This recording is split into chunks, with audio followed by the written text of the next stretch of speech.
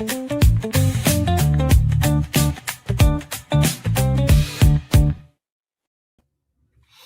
is the Matt Mosley Show, and I will tell you this. Kevin Hall with me as always. Kevin Hoosier Hall, or should I call him Kevin Jaguar Hall?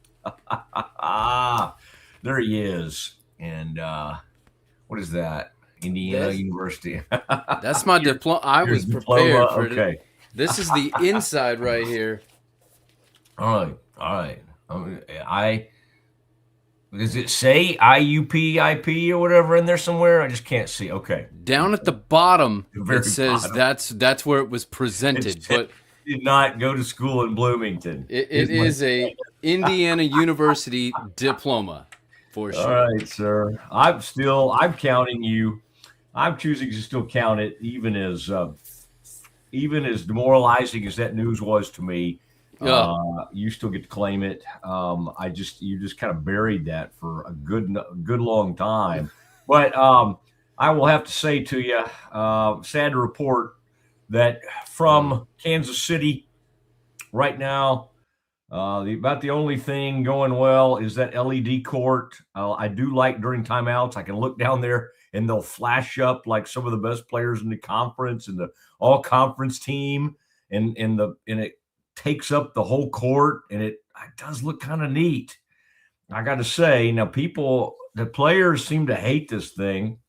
But Iowa State is crushing Tech, just like they did poor Arizona State. The only difference is Tech will not fire Grant McCasland after this game like Arizona State. We knew that one was coming. We knew Bobby Hurley's days were numbered, and now he is out at Arizona State. I've had several interesting discussions today with different coaches around the country and that kind of thing. In fact, I checked in with Jerome Tang earlier to see what Jerome was up to. And Jerome's going to come on with us, Kev, when this thing settles down and they get things figured out with K-State. Now, I don't know what that process is going to look like or how long that'll take, but Jerome is going to be with us, and that'll be good. That'll be good. Also, talked to Gary Patterson this morning. Middle of next week, he thinks, they're in the middle of, they've got like their 9th practice right now, spring practice. Baylor's doesn't open up until like the 23rd. They're going to have pro day on the 22nd. Kev, we'll have to figure out our schedule that day because the Baylor pro day is from 12:30 to 3:45, at least the media portion of that. I certainly want to take part in that. And Kevin, you may want to as well. I just I don't know how to handle that exactly. We're on from 1 to 3 every day. So I think, Kevin, that'll just require you and I to get creative. We'll just do our show live from there. I want to actually observe and watch and write things down and all that. And when I'm doing a show, it makes it a little bit difficult. Now, it's an interesting idea. If you could somehow be at the mothership, which is your whatever studio where you are right now, and I could be out there like sort of on my phone, it just for 2 hours, that seems a little much. We could almost do it for the first hour. I'll tell you what we might do. We might find a way that day for us to come on. I'll do from like 12:30 to around 2 at Pro Day, and then I'll race over to the studio in Waco and like do the last hour. We'll just have a 1 hour special that day. We'll figure it out.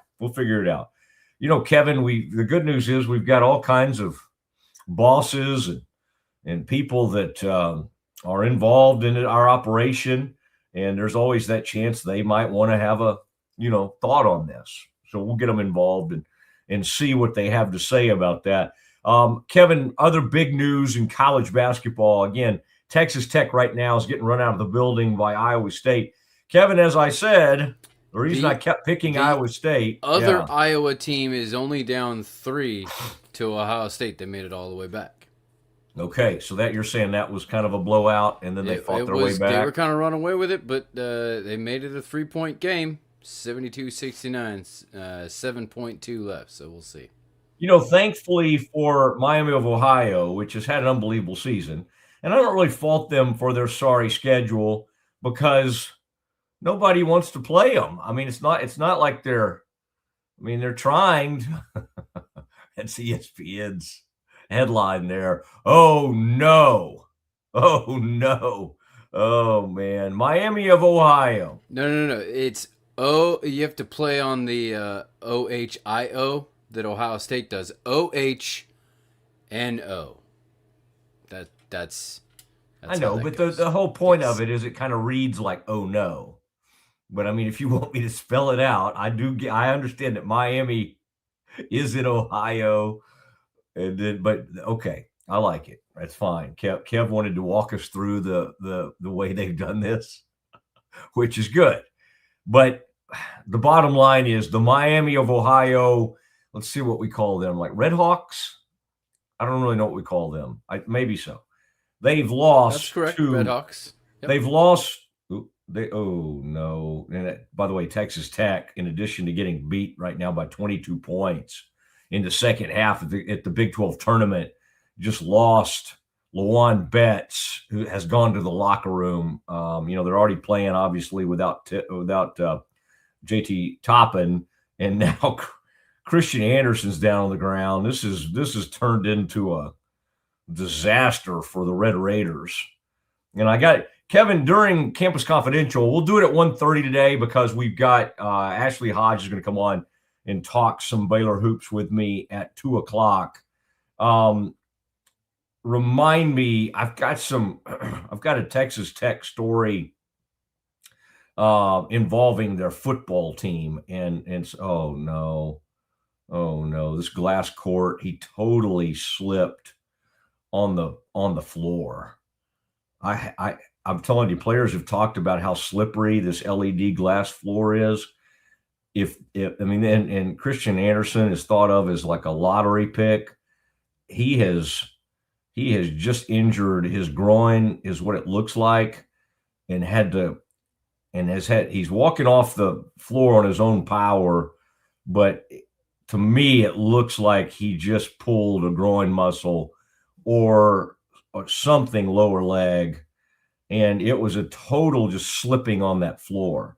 And I don't think it was like, they had a wet spot out there. I'm telling you, this has to be revisited. I think it's an interesting court. It's gotten a lot of attention. That's what your Mark loves about it. But we literally have had 2 injuries by Tech in the past couple of minutes. And I would tell Watts is back on the bench, by the way, for Tech. He's come back. I would tell you that this floor and court is the story.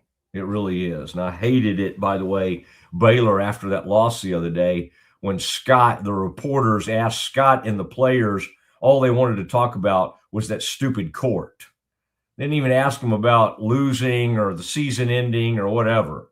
Now, we'll talk to Ashley about this, but Kev, I think Baylor, if they are going to play in one of these postseason tournaments, it would be the Crown event. And that's like a Fox Sports event. In fact, I think they're going to announce it the Monday after they announce the NCAA tournament. So this coming Monday, they'll have like a special show on one of those daily shows, which I can't even keep up with. I go on one of them. But at one of those FS1 shows with Broussard and those guys on it, they'll go on there and announce the Crown.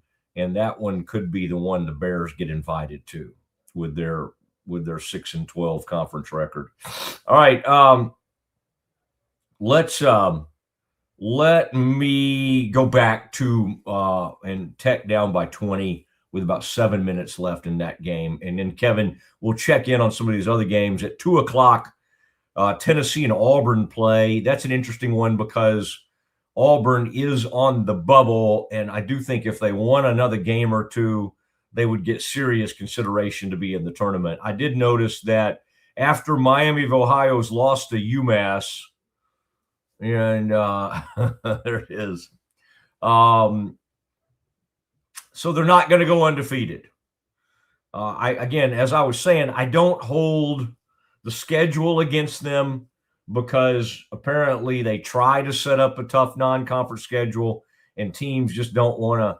Teams want to do the bye games. They'll bring teams in to beat, the easy wins and all that kind of stuff. But if they're going to play a tough team, they want it to be one of those festivals or whatever, one of those deals where you go to a neutral court and you play a big name program, and that way a loss doesn't hurt you that much. A win only helps you. I think the thought is that there's really no upside to playing a team like Miami of Ohio. That's like a really good team, but a loss is not going to help. A win doesn't help you that much over a team that would be considered whatever, like a quad. It would be I don't know what again, early in a season, would you call a Miami of Ohio a quad 3 win or a quad 2 win?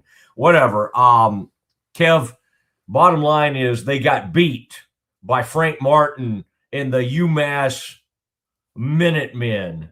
Is that what they are? That sounds right.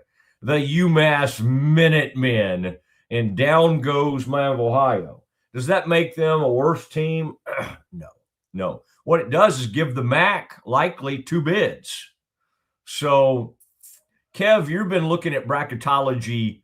I would say if Miami of Ohio had gone undefeated for the whole season, they would have ended up as sort of a dangerous and won their tournament. They would have ended up as like a 10 seed, right? And then so now that they've lost, I think they'll probably be like an 11 or 12 seed. Does that sound about right to you, Kevin, or do I have them underseeded? What are we seeing? I don't know if we've seen yet Lenardi react to their loss, but I'm heading not sure into about this, that. Oh, okay. You would think that they've been ranked the whole season. I know, but they just don't care about that stuff. They care about net, what have you done wins lately? above bubble. No, not even that. It's about all these other things. It's about like what's their net, what's their WAB, win above bubble. There's a lot that goes into that. Strength of schedule, even more than the recency thing. I don't think they'll dock them too much for this loss, but I guess what I'm thinking is that they'll be, as of now, I would make them as high as 9 seed. I bet what they'll end up is like a 10 or 11 seed. Yeah, it's difficult since it's not even like, because what I was talking about all season was, what if they lose in the championship? They lost in the quarterfinal of their own conference tournament. They didn't even make it to the semifinal or the championship game. They lost in the quarterfinal. Yeah. Well, and by the way, Bruce Pearl has come out and made a statement about did you see this tweet? He said, despite all the propaganda, even with the loss, Miami of Ohio should absolutely be in the tournament. I've always been a big mid-major guy. I've been a supporter of mid-majors. Okay, Bruce, could have fooled us. Could have fooled us last week when you clowned on Miami of Ohio and said they hadn't played anybody and said they shouldn't be in the tournament if they lose. So he's changed his tune after getting roundly. This is a man that for the most part has not cared what people think of him, but apparently he decided to change his tune. So, Kev, I tweeted something about propagandist denounces propaganda about Bruce Pearl. Come on, man. Come on. Either stick with your deal or shut up, because nobody believes you now that you're going to change your tune and act like you're some kind of supporter of the Miami of Ohio Redhawks, because we all know that you are not. Now, Kev, sadly, your program, the Indiana Hoosiers, did fall to the Northwestern. And as I told one of my buddies, now Kevin, I don't know if you'll probably be mad at me, but I kind of had a funny line on Twitter. I thought people kind of liked it, although my Indiana buddies are mad at me. I got one across the alley, big Indiana. He's an Indiana graduate. Kev,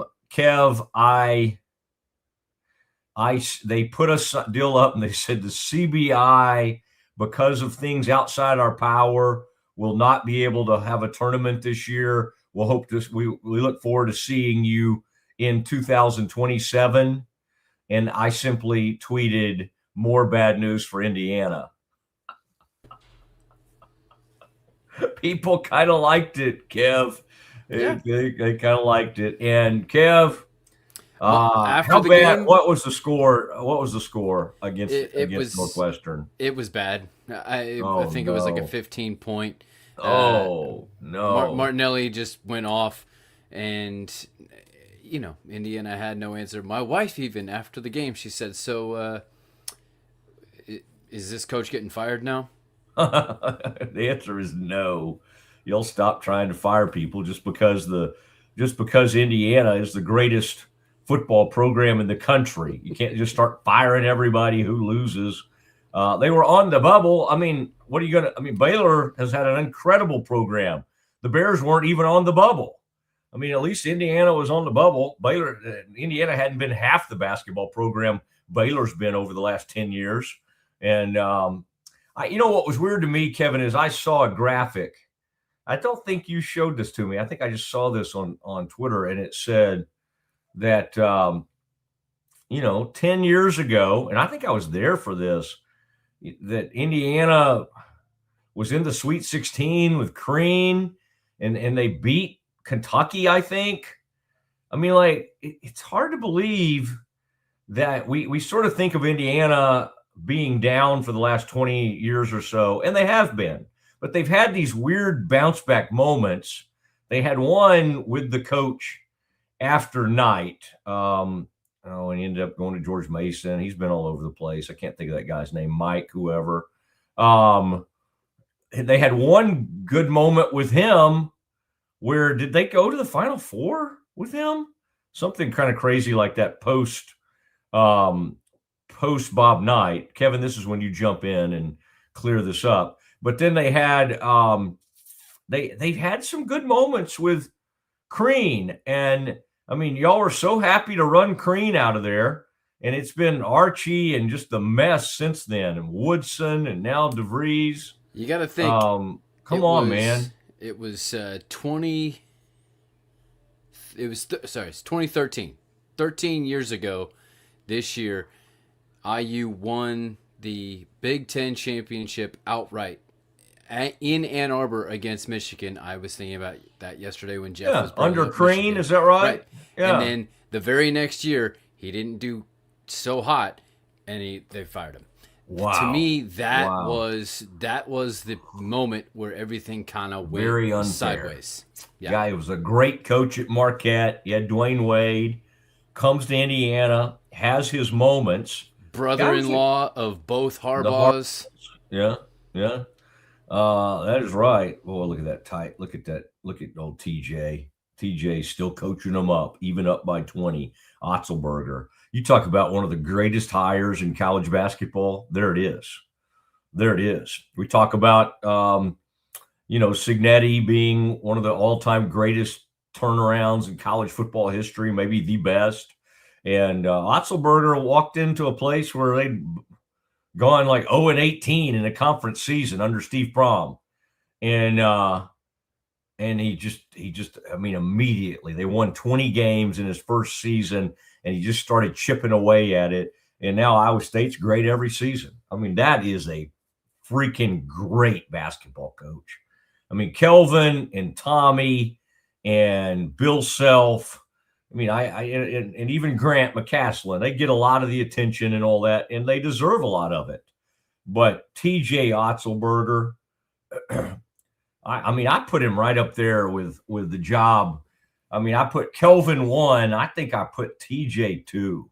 Unbelievable job that he's done in the Big 12. Now, all time, if you want to talk about all-time greats, I've still put Bill Self because of the longevity in what he's done over the years. But, I mean, Otzelberger is right, not that far behind Kelvin since Otzelberger took over. They came into the league, close to the same time. Otzelberger might have beat him by a year, but they've both been unbelievable. Kev, what'd you have for me? Sorry. No, that's Mike Davis. Yes, coach after Bob Knight, 2002. Yeah. Took the Hoosiers to the national championship game. Isn't that amazing? 3 straight 20-win seasons and Big Ten championship that year. And I think didn't Bob get mad at Mike Davis over? It's like I think Bob. I'm sure Knight expected everyone to turn that job down, and somehow Mike Davis took the job. But that was after what ended Bob's time was that some idiot college kid called him. What did he call him? Knight. Called him by like his last name or something. And basically, Knight's antics with players just caught up to him in the changing I understand times. all that. I'm saying the final straw was some idiot college kid saying something stupid to him, like, "Hey, Knight," or something, and Bob, I think, grabbed his wrist or something. Yep. And that was that. Now, you're right. I mean, go back to Damon and whoever you want to go. I mean, the player stuff. It just got to where even Bob Knight couldn't get away with that stuff. Yeah. I mean, and then they even they tried to make a joke out of the choking incident. They tried to then turn that into something. One of those players sadly is gone now. We lost. Was that the kid he choked? Like I'm just trying to think. It wasn't Damon. It was can't think who he choked, but God, we lost one of those players in a real, tragic way. Not that long, not that many years after that. So tough situation there. But Iowa State up 71-49 over the old Red Raiders. And I promise you have not heard the last of this. This court was not, I'm not sure this thing was completely tested properly. I don't know. I'm seeing too much slippage, and I just saw Christian Anderson on a weird out of nowhere slip. It was not like, oh, Matt, just accidents happen. Nobody touched him, and literally I'm watching, and his just foot total looked like what you would see if water was on the ground, and it was not. And he slipped and got hurt and had to leave that game. Let's talk about it. Let's think about that. Now, we do have Campus Confidential coming up. Now, Kevin, I know we promised our people, we didn't promise them what we've done. We've come out strong with, and I'll tell you what we'll do, how we'll set the show up. At 1:30, we'll I tell you what we'll do, Kev. At I'm kind of going back and forth because I do like doing some Campus Confidential. We've got our big guest at 2, Ashley Hodge. Later in the show at like 2:20, 2:30, we're going to get way back into Cowboys. All right. We'll get way back into free agency. And let me just say, Kev, just to tease that real quick before we get to Campus Confidential, you might, this would be a good time to put up my tweet if you have it from earlier. I think this was from maybe last night. And this was me responding to Jane Slater. She's done a good job with NFL Network. She's a longtime friend. She was kind of breaking down some of the positive things that have happened with the Cowboys. I simply responded with pretty lackluster showing so far, in my opinion. Commanders have, and talking about the Cowboys, Commanders have found 4 to 5 starters, including 3 edge rushers. And you know who I'm talking about, Kevin. It's Owe, it's Chason. It's just, they started bringing them in left and right. So I just don't, like, if we're going to listen to Jerry Jones say we're going to bust the budget and all this stuff, like, why shouldn't we hold him to that standard? Like, is Is the Rashawn Gary contract, is that busting the budget? No. Is the kid they brought in from Arizona, Thompson, good player. I mean, nothing against him. Is Thompson like a bust the budget move? No. And I'm not saying you have to go like hog wild like what the Raiders have done before they ended up back with Max Crosby. But I'm just saying, like, there's no Cowboys still have to get tons of starters. Now, here's the good news, Kev. They did move, and I don't know if it's good or bad news, because Osa Odighizuwa was a good player. And, man, he's an aggressive guy that'll get after the quarterback. He's one of those D tackles that'll knife in there. And Cowboys have helped the 49ers. Cowboys have absolutely helped the 49ers. And Kevin, one thing I would like to know someday is like why Osa Odighizuwa was traded to the Niners, by the way, for a third-round pick, as most of you know. That helps them get some money off the books. I feel bad. He just bought a new house. He had put down roots, was very excited about being a Dallas Cowboy for a long time.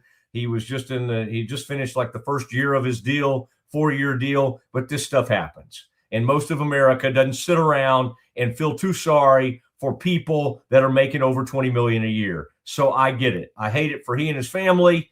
And I think he's a stand-up, really good dude, but I think he's going to be okay.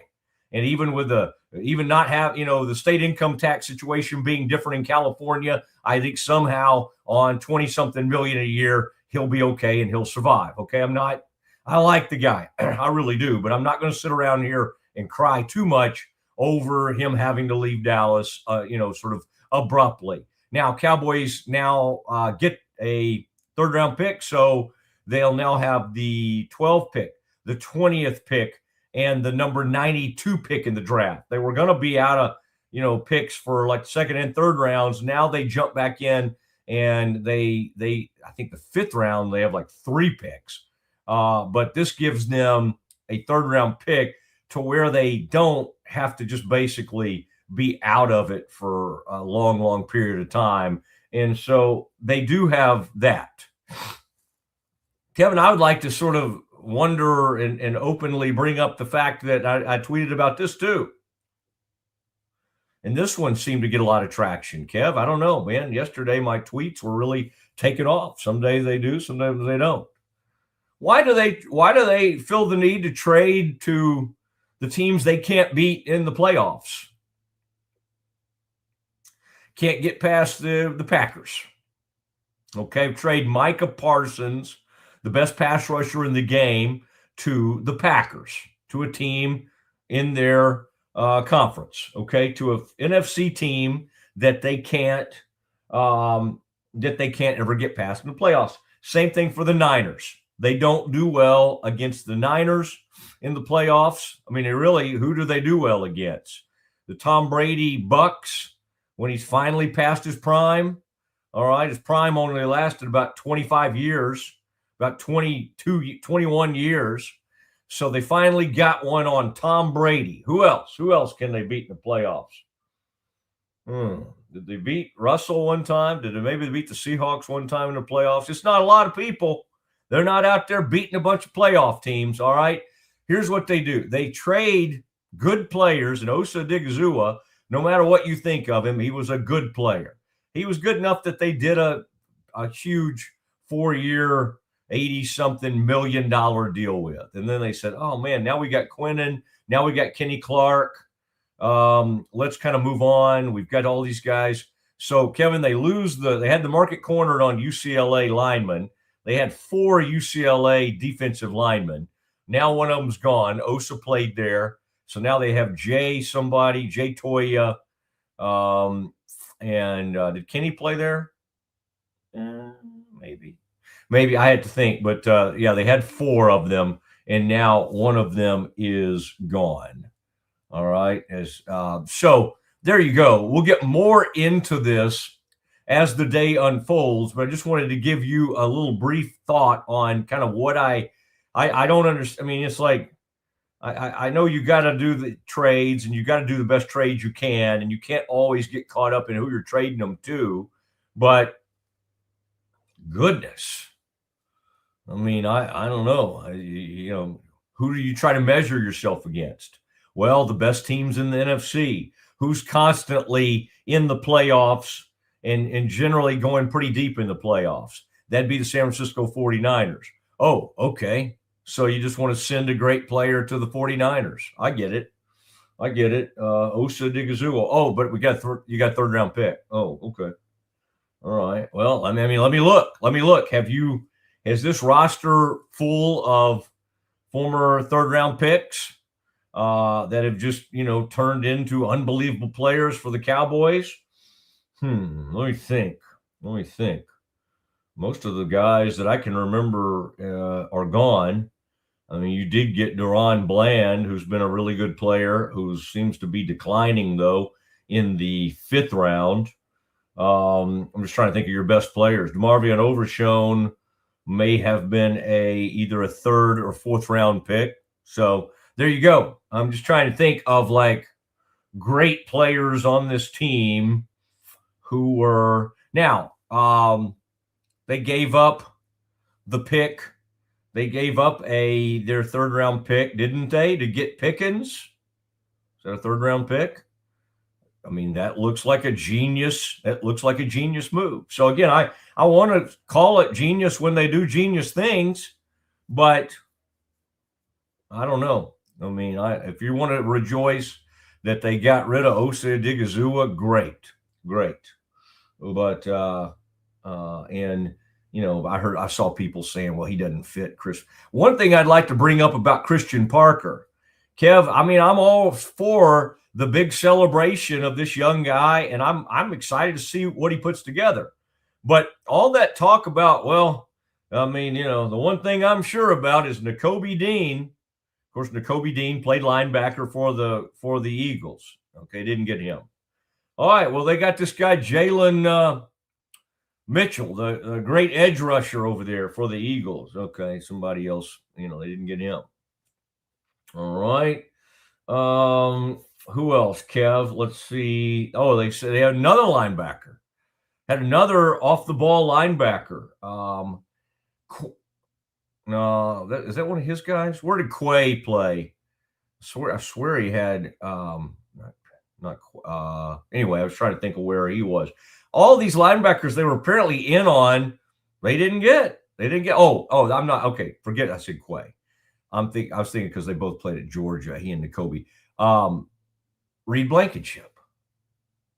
I mean, we go from the Eagles just being in love with these guys, right? And it's number 33 for the Eagles, number 32 for the Eagles. It's all like, man, these are awesome players. These guys believe in Christian Parker. These are awesome. Well, Reed's gone, man. Reed could have been a Cowboy, could have done. But so where did he end up? 3-year, $24 million deal. To the other team in Texas. To the Houston Texans. Yeah, and you ready?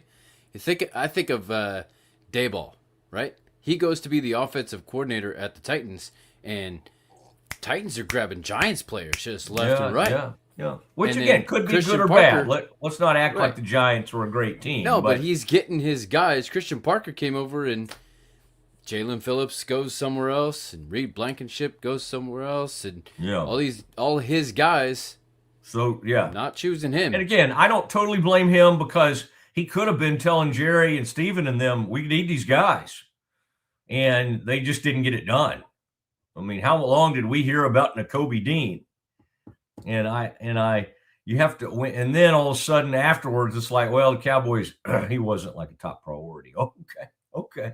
I thought, well, why was it reported that he was like a done deal for like 3 weeks for the last month? Okay. Well, that just all changed overnight. I mean, I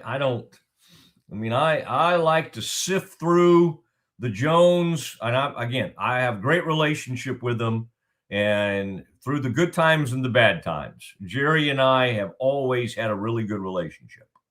But I also know that you got to call them out when they just say a bunch of stuff and it doesn't happen.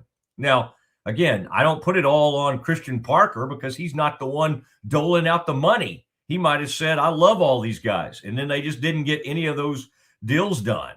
But it is strange. Now, in his defense, let's remember, Rashawn Gary, Christian Parker was a defensive assistant, quality control type guy with the Packers early in Gary's time there.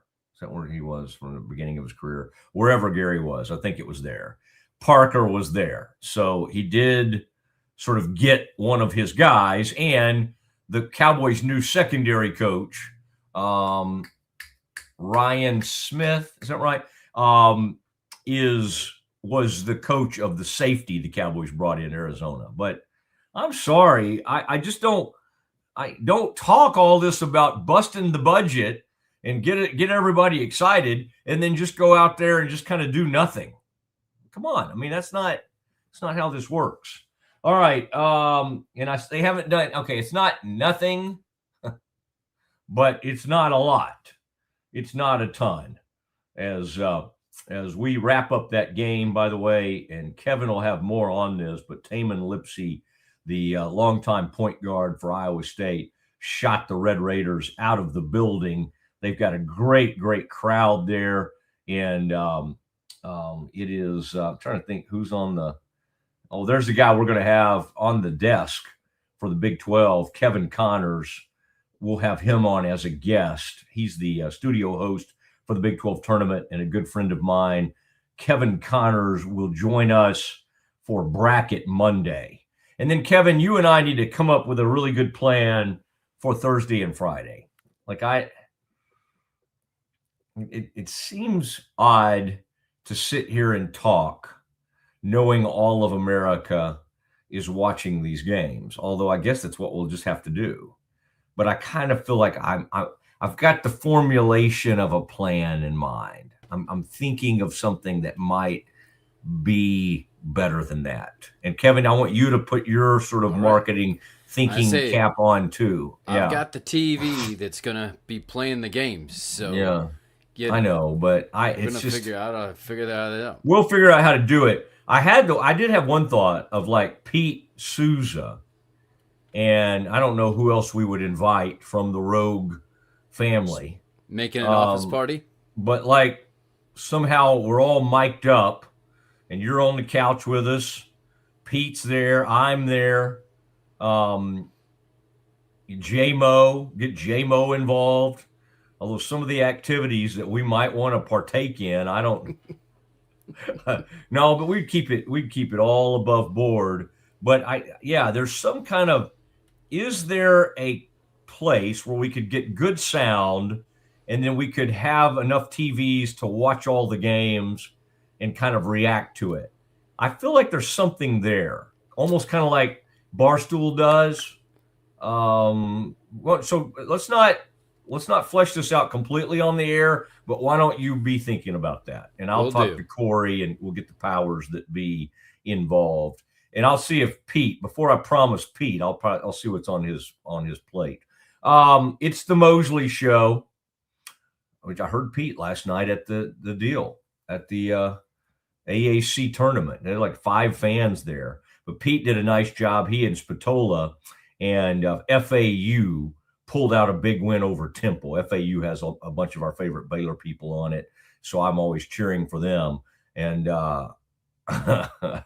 I told Pete I was up watching just for him. I don't think he believed that. All right, it's the Mosley Show. We continue on some Campus Confidential next. Ready for a better kind of primary care? At Patient First Direct Primary Care, you get unlimited office visits with same-day or next-day availability. And instead of rushed appointments, we take the time to actually listen. There are no insurance hassles, just clear, simple care. You can reach us by phone or text because access shouldn't be complicated. Our practice has expanded to include Medicare-age patients as part of our direct primary care model. It's a fresh alternative to the traditional insurance or government-driven systems, care that finally puts you first. For more information, go to patientfirstdirect.com. For anyone that's in the car buying mode or looking for a car right now or a truck, I would definitely come by Allen Samuels, get to know the people here like I have, how well I'm taking care of the dealership and how well, service and any kind of warranty issues or those sort of things. Because of the way they take care of me, it's made me a Ram driver. And so I don't think they'd want to go anywhere else if they came here. Like Allen Samuels always said, Waco has a lot to offer, and so do we at Allen Samuels Dodge, Chrysler, Jeep, Ram, Fiat. Come by, let's be friends.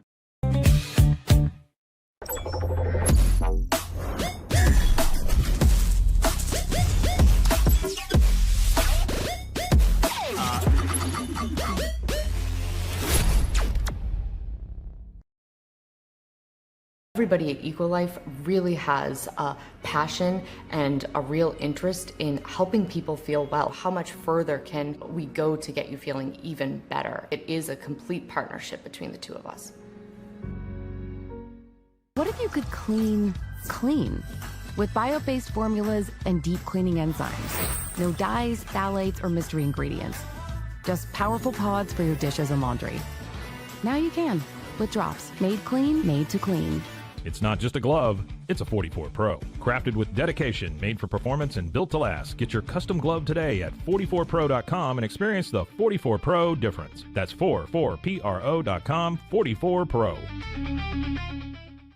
It doesn't matter if your investment budget is small or big. All you need is Benzinga Pro and its powerful news alerts, price tracking, and portfolio monitoring. Subscribe now, and we'll skyrocket your portfolio today. I am obsessed with helping business owners increase their traffic and turn it into profit through the power of Pinterest marketing. It's this amazing platform where people are looking for ideas, inspiration. They have a problem and they're actively looking for a solution. It's hard to find supplements that work. No, thank you. Plant-based supplements made from the Earth's most powerful plants for your immune health, gut health, workouts, and more. Find out more at auraorganic.com. Protect your online privacy with NordVPN.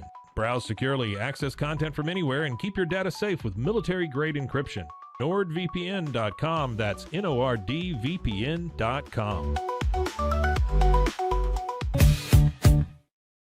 All right, it's the Mosley Show, and we're getting ready for Campus Confidential. Ashley Hodge is going to join us at 2. Kevin has sent him his invitation. He'll appear in there. Man loves a good standing desk. Also loves going to Kansas City for the Big 12 tournament and has for years. But I don't know this Baylor thing checking out so early. He may have come on back. So we'll kind of see what he's doing there. I had one thing I wanted to lead Campus Confidential with, and now I've lost it. But it was an interesting take that Kev, it was like we may have a real situation where a one-loss Miami team, there's a big debate over a team with 16 losses. It really could happen. If at 2 o'clock, Auburn and Tennessee get it on, and again, Auburn's not the only team on the bubble, but they're one of the highest profile bubble teams. And if they knock off Tennessee, I think Bruce and everybody else will start trying to make the case for Auburn, right? Yeah, and for sure, if they win 3 games in the SEC tournament, it's going to become, it'll really get out of hand. Now, the cool news for the Big 12, Kev, I would say, is that all 8 teams that were still surviving going into today, now Tech's already been beat by Iowa State. They got blown out of the gym. And we need to find out about Christian Anderson. I hated seeing that. He slipped on that floor. Every team that was still alive today in the Big 12 tournament is basically a lock in the NCAA tournament. So that's kind of good, okay? Like nobody's playing. Like it'd be great for UCF to get another win, but everybody seems to think they're in. So that's kind of a nice situation for, I think the only way they could have gotten 9 in is if Cincinnati went on a run, but of course that would have made Cincinnati have to beat UCF, and that could have put UCF in peril. Yep. And I think it made everybody feel better that TCU, except for Oklahoma State, of course, TCU came back and won that game, because now everybody feels fine about TCU heading into the tournament, heading in the NCAA tournament. They've had you got to give Jamie. I mean, I did not think that was a very good team, and yet they got two really good front court players. They've got decent guards, kind of weird guards, but Dixon's just done a good job. I mean, he's done a heck of a coaching job. Like, I honestly think you could make an argument, even with some of these other teams, you could make an argument that Jamie Dixon was the Big 12 Coach of the Year. Obviously, he didn't get it, but I could have possibly made that argument. Okay, Kev, what do you have for us in Campus Confidential? All right. What do you think is the most shocking thing that's happened at this point in the conference tournaments?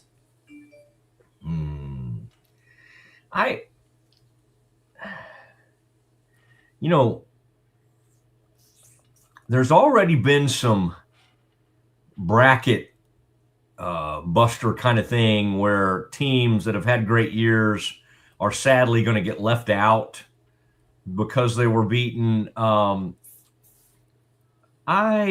would just say one of those mid-major ones. There were 10 out of 17 leagues are going to have teams that did not win their regular season. Yeah. So give me, who did I see? Not somebody like Akron, but I cannot. Give me some options here. There were just a couple that I saw where I was like, dang. Well, I wanted Oregon State. McNeese Yeah, I did reach out to SFA. Bill Armstrong. That's the old Baylor assistant coach, Bill Armstrong. McNeese. Wait, they beat who? They beat Stephen F. Austin. Yeah.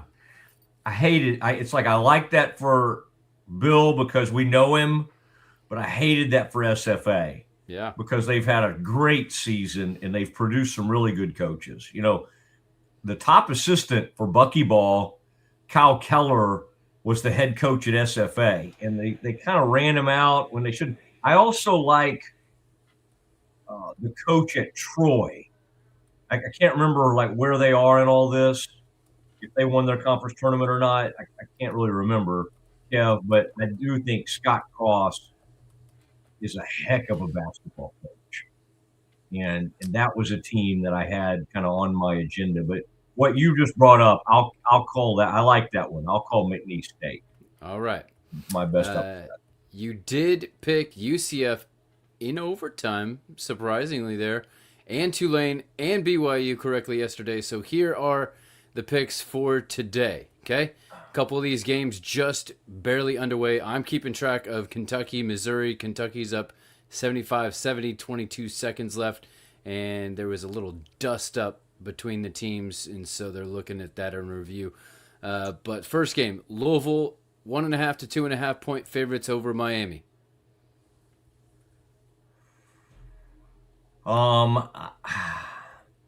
That's a tough one because I really like what Jay Lucas has done, or Jay Lucas, for Miami. But give me Louisville in that one.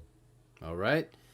Creighton against Seton Hall. Seton Hall 2.5 to 3.5 point favorites. I'll take Seton Hall. All right. Going with the line, UCF, Arizona. Arizona 15.5 to 16.5 point favorite. Arizona. Yeah. Are you picking the Now line with that? I'm just picking these games straight up. Okay. I think I would take UCF to cover that. Although, Arizona's going to come out extremely fresh. Yep. Ready to go. Again, that court, I know you and I have talked, and there's some things about it that are very interesting to the eye. I think we would enjoy being there and seeing it in person, kind of like the Sphere in Las Vegas. Yes, but this is college basketball. Yeah, but I do not like what it's doing. I don't care about like the look of it so much. that Christian Anderson injury, I want you to go back and look at that, Kev. That was just a total slip. Nothing caused that. That was not freak. That looked like a slippery court. And I hate that. I hate that we may have put some of these athletes in peril, especially a great player like that. What if that ruins his NCAA tournament? He's their best player without ruins Thompson. His draft stock, like that. Yeah, I think he'll have time to get that back, but yeah, that's a bummer. It's a huge bummer. And then BYU, Houston 9.5 to 10.5 point favorites. I'll take Houston to win, BYU to cover. I like the way BYU's played in this tournament. Not so much against K-State, but that second game yesterday, I thought they kind of got with it. DeBonsa he's the anti-Darren Peterson. He's a guy that really loves playing college basketball, loves and plays for his teammates, does whatever's asked of him, and he's had to carry a huge load with Richie Saunders out. And I do not think our old friend Rob has always held up his end of the bargain. He's the other star for them. Talking about Rob Wright III. Mm-hmm. Baylor people know him well. DeBonsa has held up every bit of his part of this. He's going to make a great pacer next year. And then TCU at TCU, Kansas. Kansas is a 5.5 point favorite. Speaking of Peterson.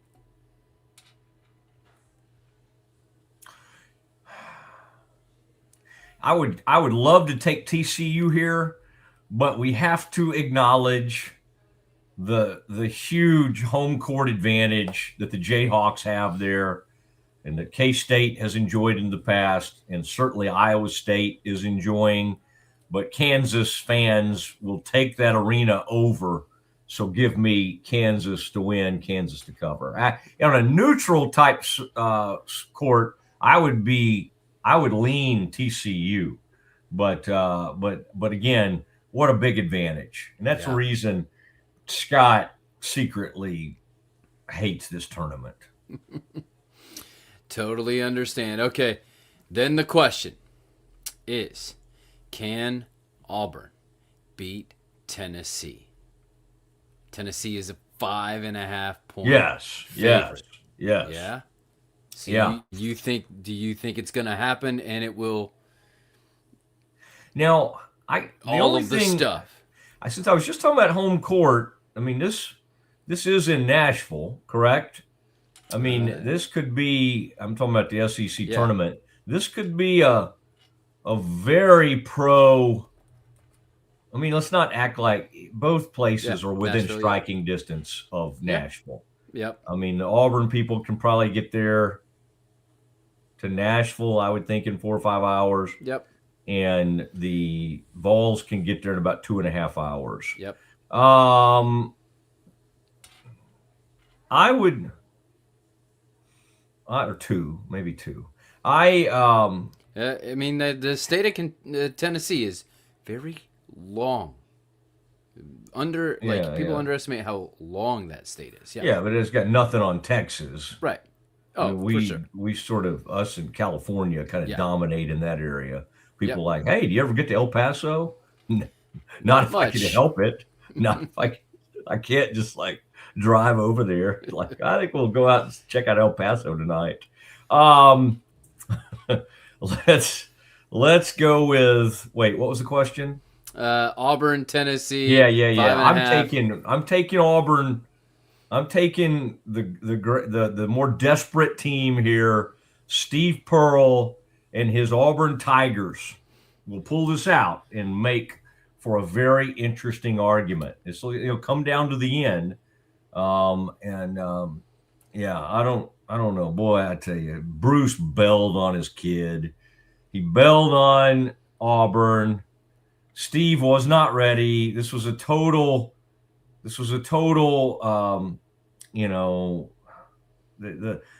handing jobs to your son never works. It just, I mean, I'm just trying to think. I mean, maybe I would say because U of H has a system in place and they have an incredible support system and they've got a beautiful renovated new arena and all that kind of stuff, maybe Kellen Sampson has a better shot at this than most. But for the most part, handing a program over to your son never works. Sorry, I'm distracted because there is already blood on the court from a Louisville player less than 5 minutes into the game.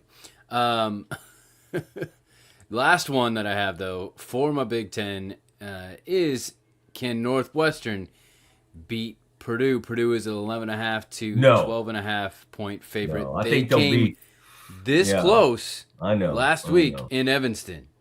And this is not far in Chicago. I know, but they no longer have Julie Louis Dreyfus's son on the roster. Now, I think she might have even gone to Northwestern. I don't know, but anyway, she has some great ties there. I think she had a son on the roster. But that said, or a coach, anyway, that's Bill Murray. I would say that Purdue wins this going away. It will not be that close. In fact, I have Purdue covering the 11 here. Wow. All right, buddy. Let's get ready. Ashley Hodge. Good one, Kev. I like that. Ashley Hodge from Siegmund 365 joins us next. Enjoy a quiet atmosphere with beautiful river views at the Brazos Landing, located in Waco along the Brazos River across from McLean Stadium. Enjoy homemade dishes like shrimp and grits, chicken piccata, braised short ribs, prime New York steaks, and more. Plus, enjoy a delicious dessert like creme brulee or key lime pie. Open for lunch and dinner Tuesday through Sunday. Brazos Landing in Waco, the only place where I-35 and the Brazos River meet. Lake Waco Golf Club is a semi-private facility nestled along the north point of Lake Waco, one of the few facilities in Texas to have a full 18-hole regulation golf course as well as an executive 18-hole par 3 golf course. Plus, check out their bar and grill, which is open to the public. And if you're not a golfer, then enjoy time by the pool or even enjoy fishing around Lake Waco. Become a member today and call to book your tee time. Lake Waco Golf Club, where family and friends fun begins. Check them out at lakewacogc.com for more information.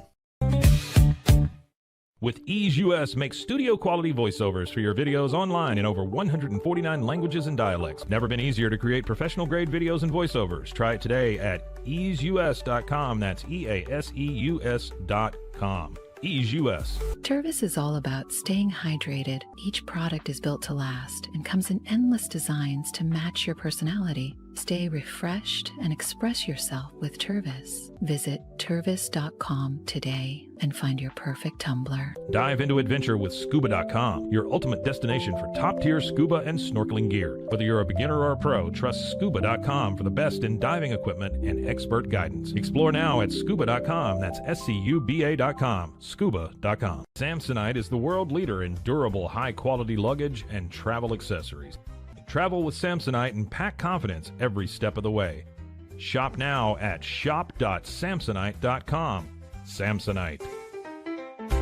So all you have to do is tap your Popple to the back of someone's phone, like that, and they instantly get your social media and contact info right on the screen. They don't need an app or a Popple to receive your info. So get your Popple today and start impressing everyone you meet. Make it pop. Golf Partner, the world's largest golf store network, offers more purchasing opportunities than anywhere else. With a dominant market share and a wider selection of quality secondhand golf clubs than our competitors, we make it easy for you to enjoy the game with affordable, top-quality equipment. Golf Partner, overwhelmed by your inbox? Clean Email is here to help. Organize, clean, and manage your emails with powerful automation tools. Say goodbye to spam and clutter and enjoy a stress-free inbox. Try Clean Email today at cleanemail.com. Designed to elevate the off-road experience, enabling adventurers to conquer any terrain. For 50 years, you've trusted us on your toughest recoveries, to your most breathtaking destinations, and in countless unforgettable memories. Now back to the old Mosley Show. And we got college basketball going on. We got Cowboys free agency. They've just kind of come out slow out of the chute. We'll have more on that coming up at 2:30. But Ashley Hodge, co-founder of Sikkim 365, the man himself, he's joining us now. Oh, Matt, I can't hear you. Oh, goodness. Okay. We'll get you taken care of here. Okay, we're having some audio issues with Ashley Hodge. Can you hear me now? I can hear you. Shall I text questions to you? All right, let's Kev, let's not take a break. Let's either resend him the link or do whatever it is you do, and let me know. Kev, text me, Kevin, if I need to send a little message to Ashley or anything of what he needs to do. If you've got any direction there for me. I was hearing Ashley fine, so we have a little trouble with the connection.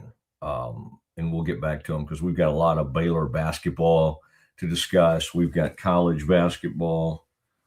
We got a lot going on, and we'll okay, Kev, but let's I heard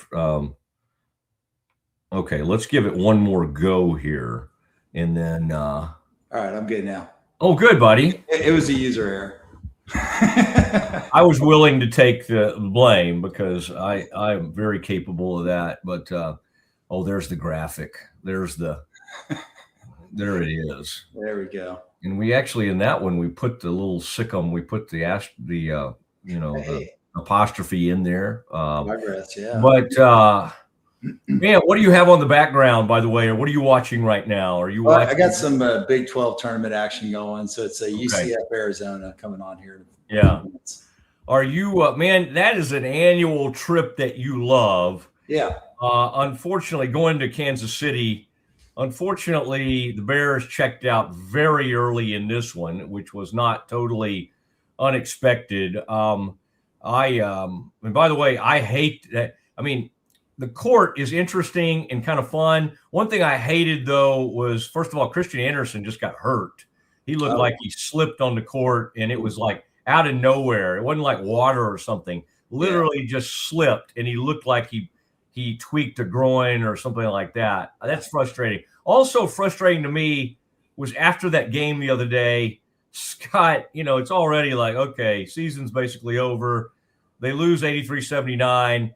And the reporters only were asking Scott and the players about that LED court. Right. That I hated it. And I just, again, maybe Scott preferred talking about the court to actually what happened on the court, but it just seemed sort of silly to me that that's what everybody wanted to talk about after a team that's been very good in the past goes out there and loses a game. I agree with that. And, to say that Baylor doesn't have anything to play for is kind of minimizing the opportunity to be the first team in history to win the Triple Crown, the national championship. Let's not forget about that. That's the hardest one to win, the NIT championship. And now the crown championship in Vegas. So Baylor's going for a Triple Crown here. So let's not minimize that. That'll be exciting to watch.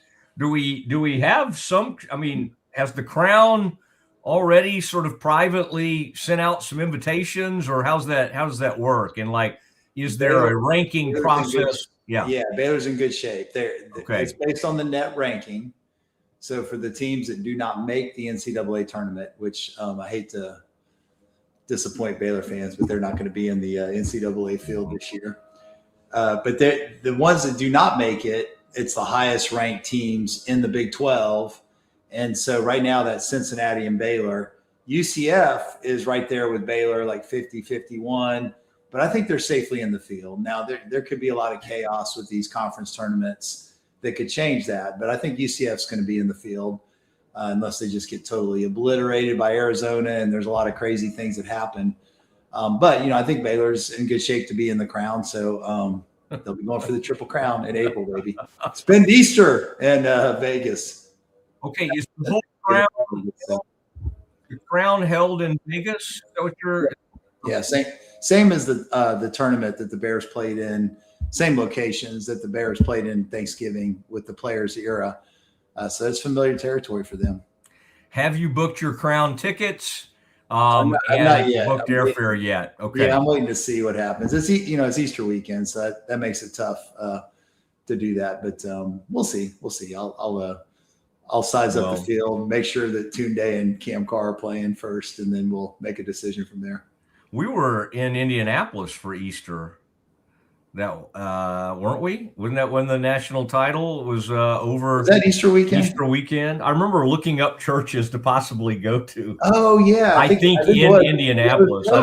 So yeah, it was. I think you're right though. I think it was Easter weekend. I think we did virtual church or something. Yeah. I'm sure you and I probably got together and at least had a time of prayer or something like that. Yes. Perhaps for the Bears. We shared the Lord's Supper together. There's our Baptists, we only do that once a month. There are some faiths that like to do that on a weekly basis. We don't we don't have really the budget to be blowing that out. Tunde and Cam Carr, you feel like they'll want to be a part of this? Because there is the thought that, and of course, we don't know what the future holds for these guys for sure. I would say Tunde is more likely to be in the draft. Maybe there's some hope that Cam Carr. You've always been the Cam Carr whisperer. I would just say you kind of called it. I don't think anybody was thinking, because he didn't put up numbers at Tennessee. Yeah. The only one it turned out could ever stop him was Rick Barnes. And but you were really calling that Cam Carr because you were able to put eyes on him in practice and maybe even the previous season, some of that stuff. And then it came to fruition. He did some amazing things this season. Let's leave Tunde out of this for a second.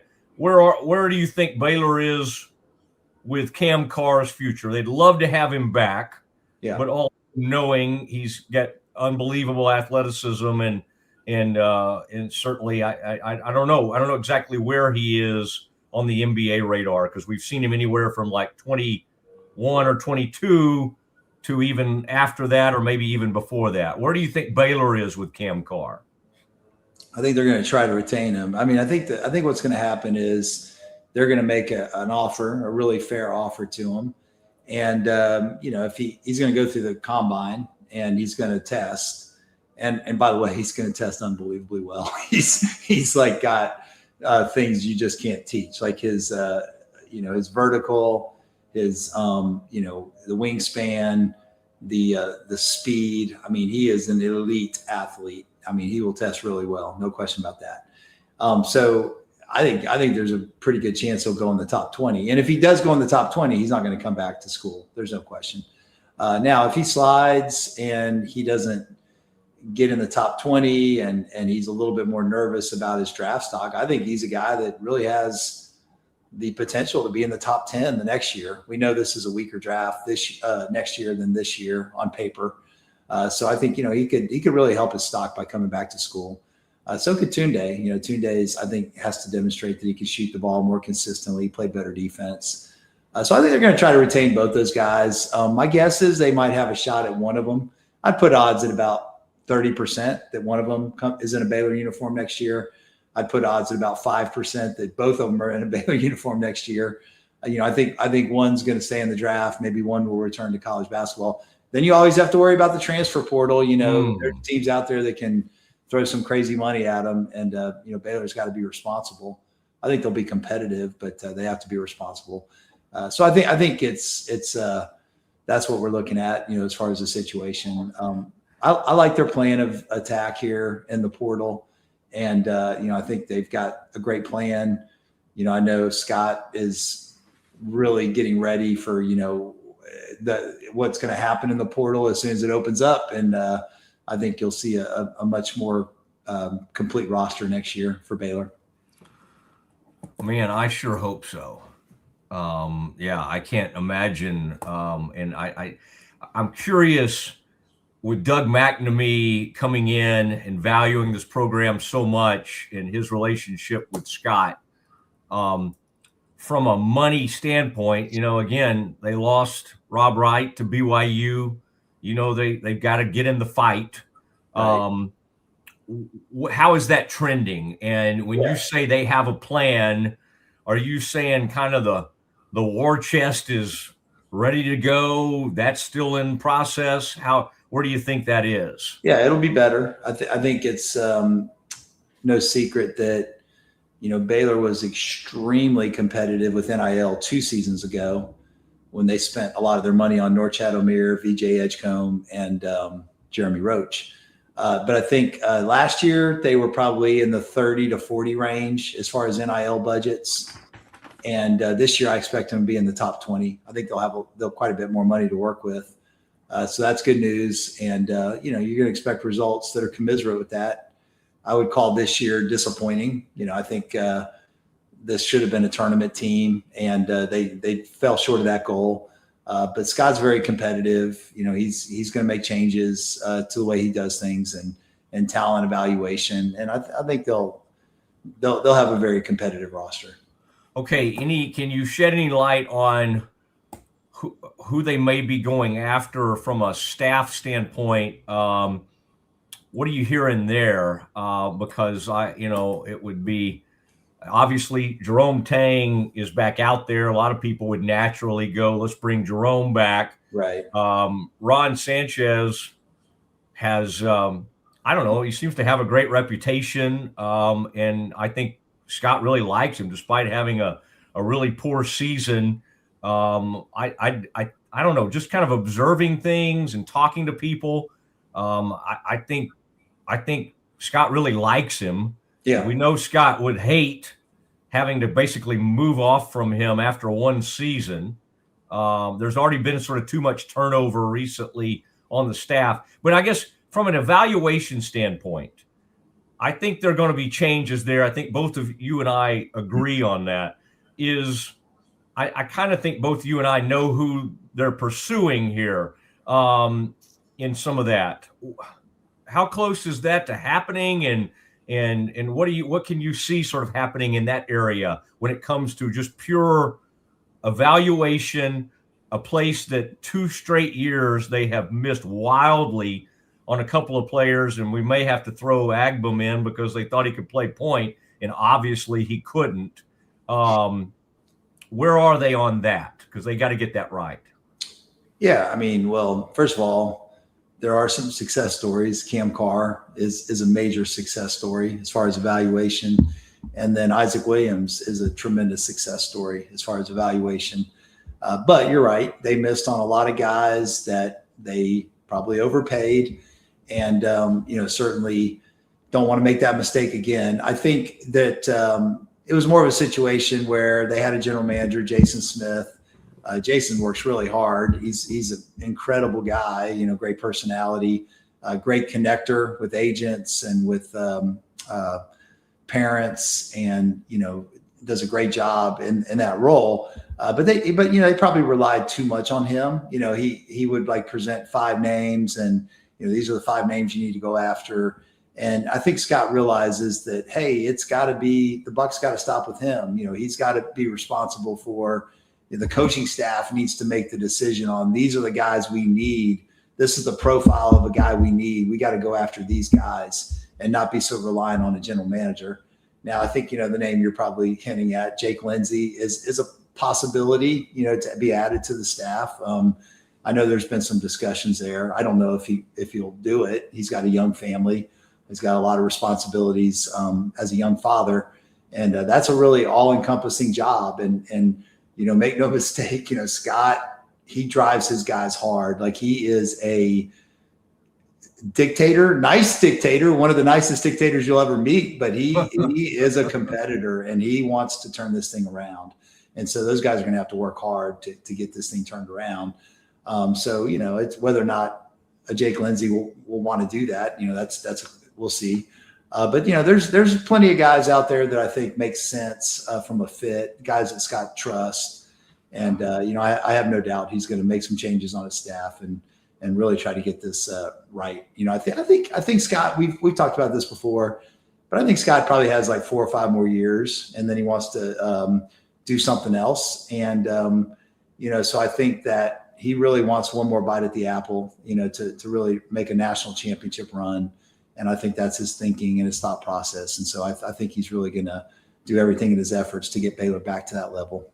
You think he would want to come be like at Sick'em or be with me on the YouTube show or something like that? Is that kind of think that's great where? in media? Yeah, I could definitely see him as a media guy.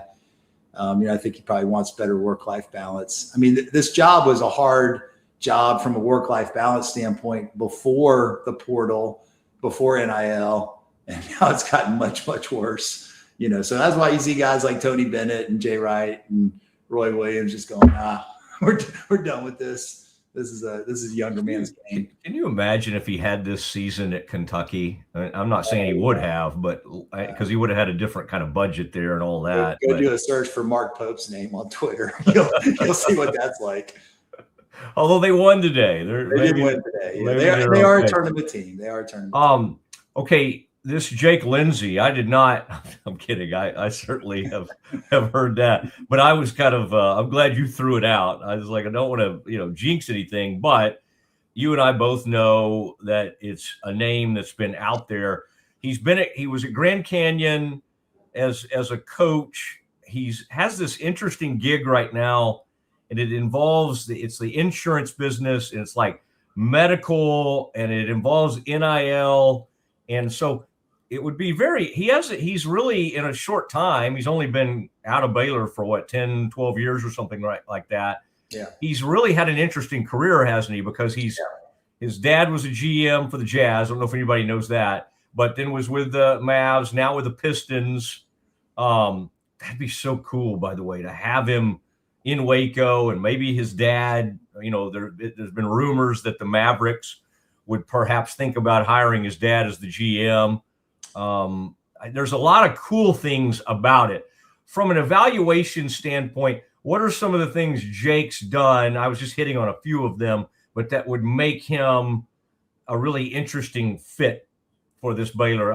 Outside of the obvious, he just has huge Baylor ties, having played for Scott.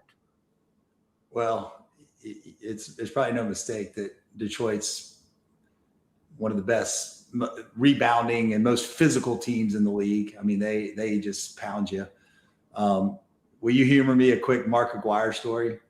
Yeah, Mark Aguirre. So yeah. He's a financial client of mine, and I took him to lunch one day, and I said, "Man, give me some good 80 stories." And so when he got traded to Detroit for Adrian Dantley, traded from the Mavericks to Detroit, he says, and I think I'm telling the story accurately. He goes into practice. And at one of his first practices, the owner comes in there and says, I want to be the most physical, dirtiest, he used the word dirtiest, team in the NBA. I've got like $20 million in fine money. So you guys get in as many fights as you want. And Mark said Bill Laimbeer was just like, yeah. And I think they had two Bears on that team. They had Vinnie Johnson and Michael Williams. So they can collaborate this story. But Mark Aguirre immediately was like, I'm a scorer, who's the retribution going to come on? It's going to come on guys like me, right? We're going to get the get backs on this kind of stuff. But he said he loved that team. He loved Laimbeer. Laimbeer was a guy that would just look, if he said, I saw that guy hit you below the waist, I'm going to get him next possession. Don't you worry. He was just like the perfect teammate, always had your back. But I think Baylor needs a little bit of that. I mean, they need that edginess. Like they need some Mark Vitals, some James Akinjos, some Freddie Gillespie's, just guys that are a little crazy. I mean, good dudes, but just we need a little bit of craziness and edginess. This team was too nice, and they got to get back to, I think, a little bit of edginess. So I say all that to say, look for that. I mean, I think you're going to probably interesting. Support that. I mean, the bad boy Bears.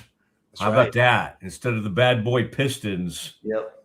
Gosh, by the way, that's my youth, Aguirre, and it was yours too. But I was in the junior Mavs club, and I was, you know me, I'm about the most unemotional person, and when they were giving those speeches and when they raised his jersey, it took the jersey seemed like 45 minutes to reach its place there. But I was there that night, and and I was in kind of an Ashley Hodge like position up there. I wish I'd have known this deal. I know you don't always share your clients with the public, but that's a pretty awesome one right there. And how's Mark's 401k? No, no, I loved him. I loved him so much, and I had a number for Mark. I totally should have. I was trying to get him on, and now that I know y'all's role, I'm gonna be like leaning on you heavily because I know Roe really well, and he always comes on. I know Harp, but Mark is a little more guarded over the years. But I love the guy, and that was really neat that it happened. Okay, so that's interesting. Thinking through that Baylor needs to get that Baylor's got some thought to get a little more edge, and maybe next year it would be okay, Ashley, if we weren't talking about like most baptisms and highest GPA ever. It's all good stuff. Again, I love that. And that's one of the coolest things of Scott's office is just that photos of all the baptisms. And so Baylor needs to remember who it is, but I think let's start lower on the character scale, then we can have greater reclamation stories to tell. I'm just kidding. Yeah. I don't know if Matthew, when we got Matthew Meyer, I don't know if he was the biggest Sunday school kid in the world, but I think we ended up baptizing him and all that kind of stuff. So, again, I have people that say to me, Ashley, like, well, we have to have a conversation about Scott. And what I try to remind them, I'm like, okay, this was a disaster of a year. Now, Ashley, I think if we looked, Coach K, anytime Coach K started having back issues, you knew, okay, Duke's having a bad year because he wants to disassociate himself from some of this. And it happened with UNC. UNC shouldn't have gone to the tournament last season, probably. We see it happen to other programs. When it happens to your team, especially a team that's been as good, everybody's like, okay, what's happened? Why can't Scott coach anymore? And in this era, it's like the good news, bad news. The good news is, Ashley, you can flip it in a hurry, right? The bad news is that this can happen to you. If you whiff, now a team like Tech, and I always bring them up, obviously they've got a deeper amount of NIL. And so, but they're still one player away from really not being the same team, right? They lose Toppin, and you saw today, they got blown off the court. They still have some really nice players. It worked for a couple games, but it's kind of, Yeah, but then I got to say, I do have to look at a team like TCU. Do they have a bigger NIL budget than Baylor? Maybe. No. But it's probably, same, or maybe Baylor's even ahead of them? Lower. Yeah, I think it's a little lower. Okay. And yet, here they are in the tournament, and they've kind of put an interesting team together full of like two front court dudes. That number 24, Ashley, you'll remember his name. It's escaping me. Edmonds. Yeah. He's good, But like, where did he come from? It wasn't even any place like incredible, was it? I mean, like, you kind of got to get down in the weeds to hit on some of these kids, and I bet that kid's not making more than 100,000. Like for this, I bet he's making more than that. But but to your point though, you can put a roster together. Certainly at the budget that Baylor was at, I think Iowa State's probably in that similar budget as well. You just have to be really smart, and you have to value toughness. You have to value rebounding. We owe it to Ron Sanchez to get better defenders on this team. He's great on defense, and he'll show that if you get him the right personnel. I think we just didn't have guys that were as competitive as they needed to be on the defensive end. Which, you can blame coaching on that for sure, but part of it is personnel as well. We got to get better on that and on defense. And I think Scott's always going to be good on the offensive end. I don't have any worries about that. So it's all about toughness, competitiveness, defense. His best teams have those qualities. And, I think the national championship team, they were nice guys too, Maceo, Davion, Jared, just outstanding citizens.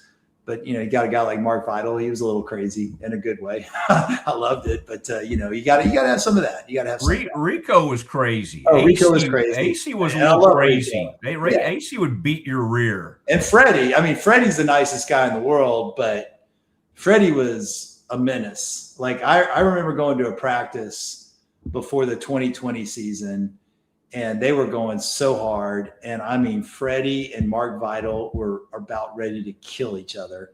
Like they were fighting nonstop. And, you know, it's just because who wants to box either one of those guys out? And, you know, Freddie's got those sharp elbows and he's long, you know, so I think, you know, just it was, did I say national championship year? The year before, obviously, yeah. He was on the team. But anyway, I think you need guys like that. You need that toughness, and we just didn't have that this year. Just too many nice guys. All right, so you're hopeful, and you see Baylor being back in March Madness in the NCAA tournament next season. I mean, I think Scott feels a ton of pressure, but I think he is like highly, highly motivated. And I would encourage him to, I mean, this is an opportunity to cleanse the palate, to make some changes like we're talking about. And if there are, I don't care if it's support staff, I don't care what it is. Like, you know, if you can decide to run off Bill Peterson, you can decide to run off anybody, right? I mean, that was a guy who was around and we, you know, liked a whole bunch, but like, if there's people annoying him or that he's frustrated with, whatever role they have in the program, and he feels like they're more of he's just so loyal. And I know he hates confrontation in some respects. Right. And I know he hates firing people. Sure. But if there's some hindrance right now, he's got to get past that. Because to get that 4 to 5 years where he gets to go out on a great note, this thing has to be flipped in a hurry. Yeah. Or, you know, I mean, even if it's like good coach that doesn't have the fire to, you know, to work the way that we need to work to get back to where we need to be. I mean, it's, you know, those are tough decisions, but you got to make them. You got to do what's right for the program. So, you know, Dave Aranda is mellow of a guy as he is. He'll put your head on the chopping block in a second. So, you know, I think Scott's got to, you know, take a similar tactic, I think, and, you know, just really make decisions that are best for Baylor basketball. And I think he will. Dave had one of the most fortunate things happen in the history of coaching. Yeah. For that tour. Hey, thank you, Ashley. I always think of you this time of year, and you and I have enjoyed being in Kansas City. We've enjoyed being, I think one of my best ever Baylor experiences, and I bring this up with you from time to time, but, you know, I got to meet some of your buddies, and you got to meet some of my buddies, and we've all kind of hit it off since then. Right. I mean, we've had falling outs with like Donald, but we usually. Well, I tell you what, man, Baylor's 3-9 in Kansas City the last 10 years, so that's not good. Ooh. We gotta start getting back to winning, because it's fun when you win and go on a run. Some of those earlier years we did that, but you and I, we were with Ian McCall. Yeah. Like at Mother's or whatever that place was called in New Orleans. First of all, that weather in New Orleans was just so awesome. The first round of the tournament, and we were all just kind of hanging out in the French Quarter, just goofing around, getting into whatever. I mean, we were having the greatest time, I remember. So much so that I like flew my wife in. I felt bad, I think. I was like, let's get Meredith in here. She needs to experience some of that. I'm sure some of you guys were like, what are you doing, Mosley? But yeah, Ian McCall showed us on that trip the plans for McLean Stadium. Yeah. You remember? And he got out on it, and I think he even showed us some pictures. It was during breakfast. Yes. Yes. And I just think it was because we were all giving so much money. That was definitely it. To the program. Yes. All right. Thanks, Ash. I appreciate it. Hey, let's go FAU. Let's beat UNT tonight. There we go. Let's do it. About 10 fans in that audience out there. All right, there he goes. Ashley Hodge of Sikkim 365, longtime friend. And honestly, that's where we became friends, was a Baylor sporting event. And then poor Ashley, I think he thought I was on scholarship with him. I would sit in his seats near the court at Farrell Center for years. And he'd always have a seat for me. Yeah, Mosley, I got one tonight.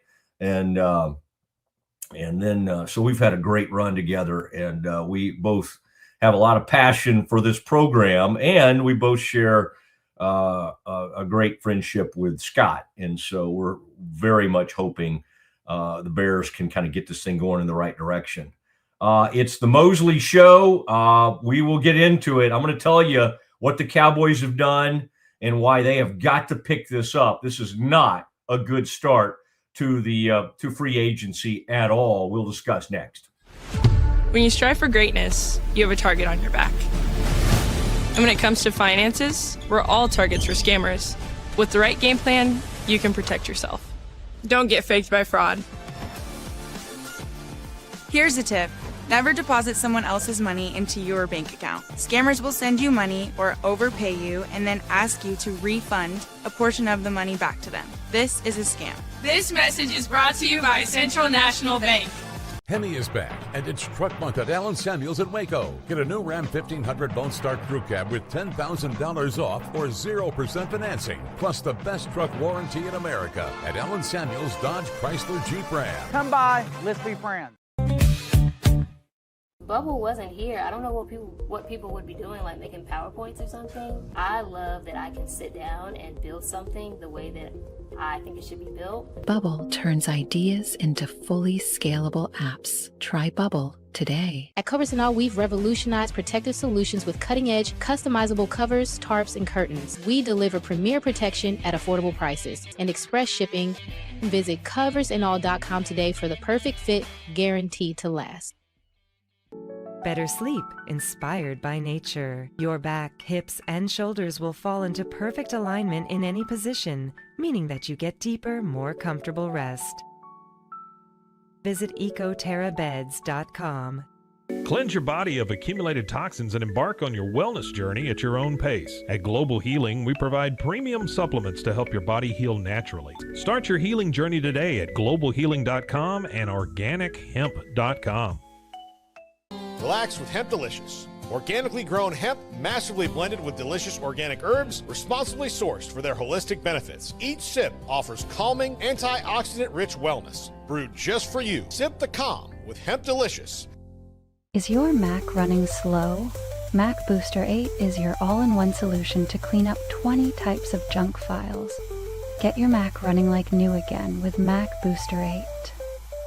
Visit macboost.net today. I know you're gonna love this Kodak Dot Plus printer. You guys just connect it to your smartphone. I can assure you, you are going to love this printer as much as my family has. You guys have to check it out for yourself. At Mapiful, we believe in celebrating your journey. Our unique personalized products are designed to boost your confidence. From custom home decor to meaningful gifts, we help you cherish the memories that make you who you are. Visit mapiful.com and start celebrating your story today. All right, Mosley Show. Rashawn Gary has just been talking to the media with the Cowboys, and I'm going to tell you some of my thoughts on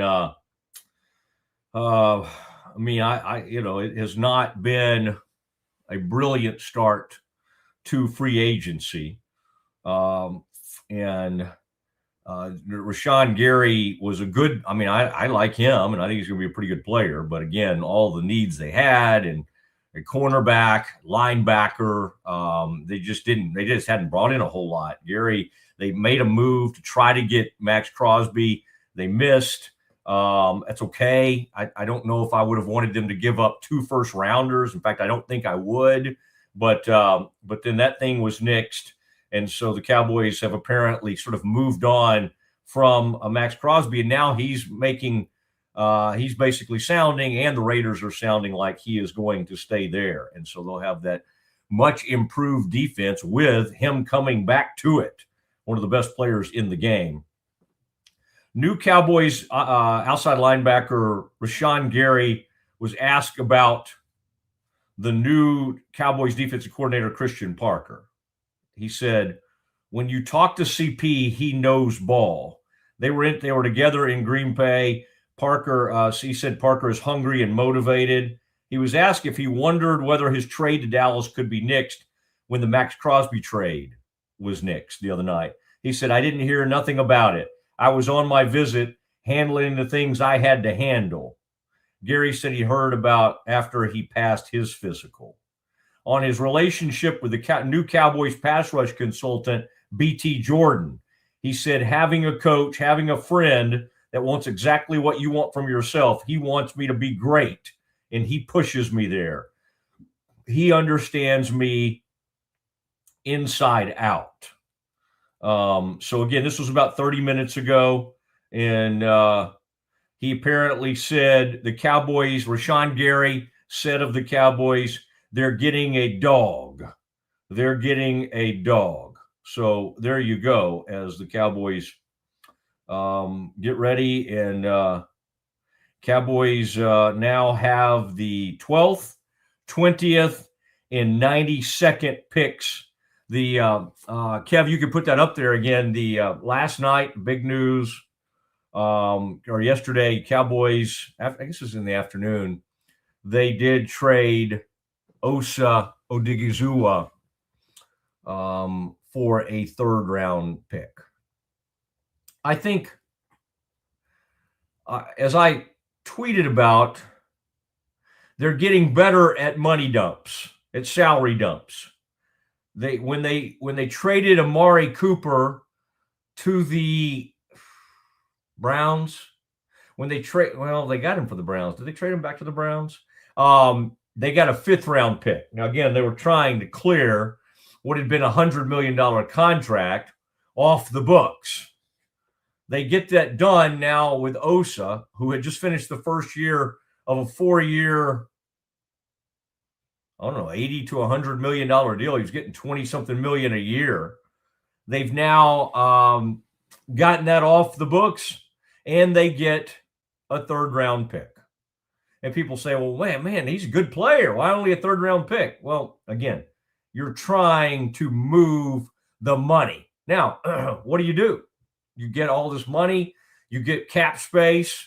What do you do with that? Well, I guess some of it's going to have to be used to try to get a deal done with Pickens.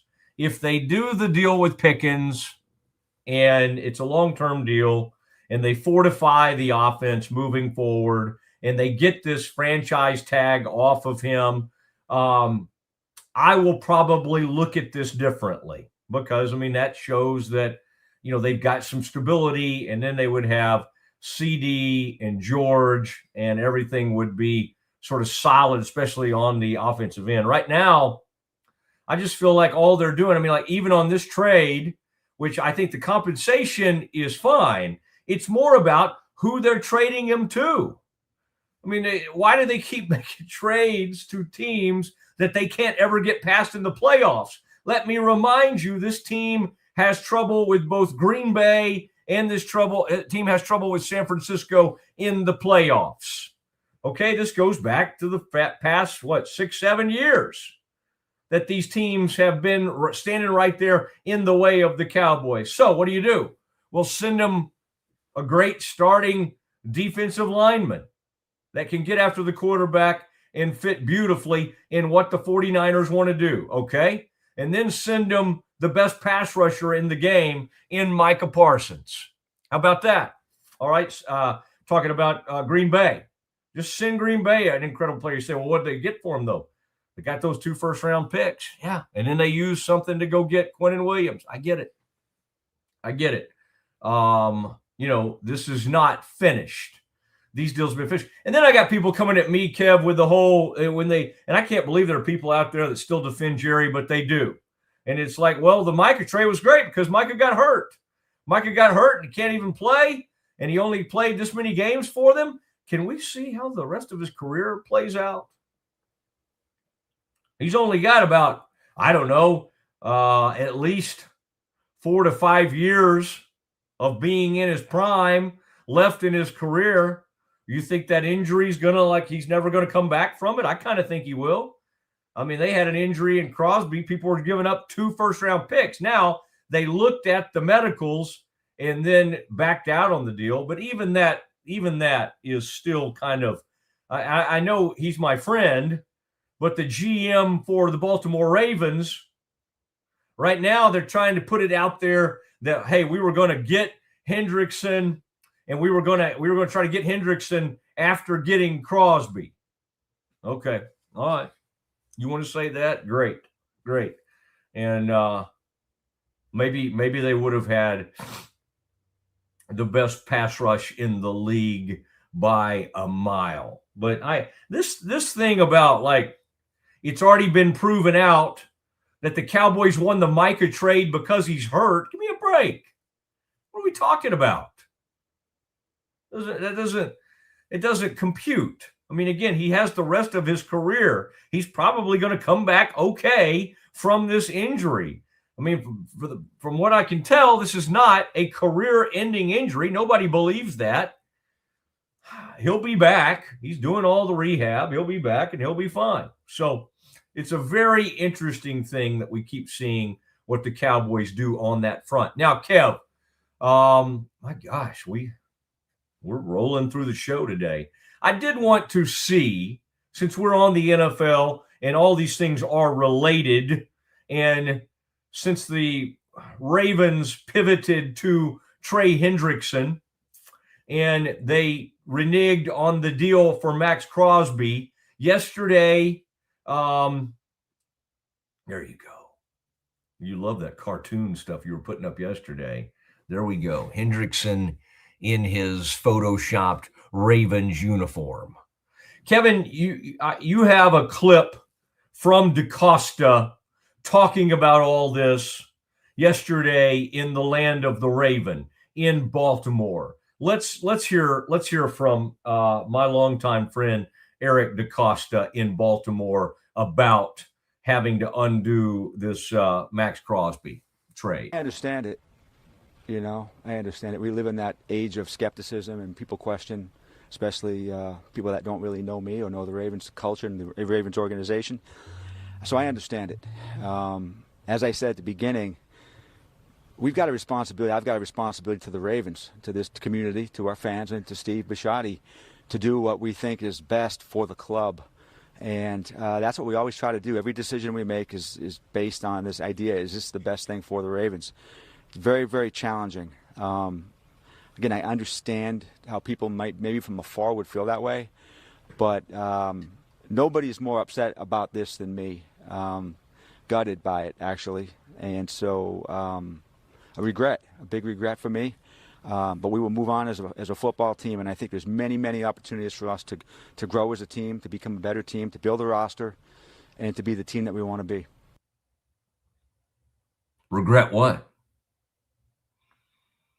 Not being able to do the deal, backing out on the deal, doing the deal in the first place? Where's all the regret tied to? I mean, he is and I told some of you yesterday, I told some of you guys the story. I mean, he comes to Dallas for a TCU Pro Day. We go out to eat. I saw him recently when the Ravens were playing the Cowboys, and we had a great visit at halftime. I like the fact that as a GM, most GMs are with the owner in the luxury box at most of these games. Eric still sits in the press box with his scouts. And I got to go down there and have that conversation with him. We've had a great relationship over the years, and just a tremendous guy. But it's a bad moment. It's a bad look. This was not. There you go. This should not have been a hidden thing. What Crosby's knee injury was. The repair was done. The deal was done. Like, so then they get the physical and what they gain all this news. I mean, the story here that's really interesting to me is that they brought in some independent doctors. Who is truly independent? Is Dan Cooper, who's another friend of mine, but the Cowboys team doctor and a renowned orthopedic surgeon, is he truly independent? He's an independent doctor? He works for the Cowboys. Now, he has his own practice and does all of that, but, I mean, he reports to the Dallas Cowboys. So Baltimore reaches out and says, hey, take a look at this. Can you take a look at what this post-surgery, however many weeks he's out of surgery, what this is looking like for Max? And, Dr. Cooper, I don't know what he said, but but he may have said, ooh, man, this is going to be tough. It's going to be tough to come back from. This is the same doctor who made the Cowboys comfortable on a surgery he did with a player they took out of Notre Dame in the second round, who ended up being okay for the Cowboys. But and they did another contract with him. But in the end, he just never could get past the drop foot or whatever condition he had. They had to regrow cartilage somehow in his. I mean, it was a bad deal. And who am I thinking about? His name's Jalen Smith. Does it sound right? The old linebacker from the Notre Dame Fighting Irish, who they took in the second round about 6-7 years ago. Gosh, has it been that long? Dr. Cooper did the surgery. This guy's unbelievable. But you do this huge deal. He's injured. You announce this trade. I mean, word gets out.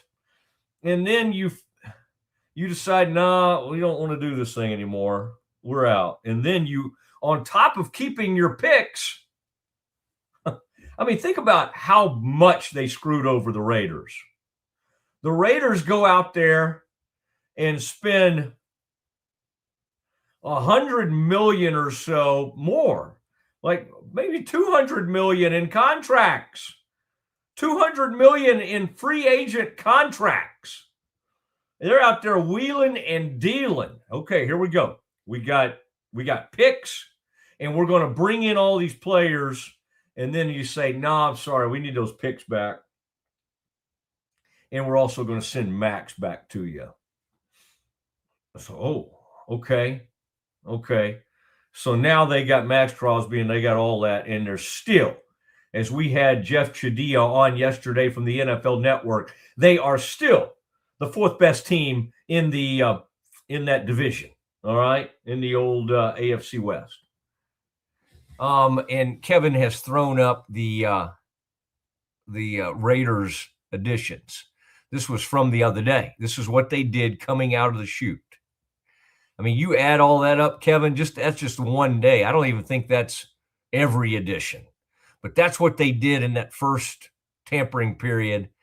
I mean, look at $81 million, 3 years, $81 million on that center out from the Ravens.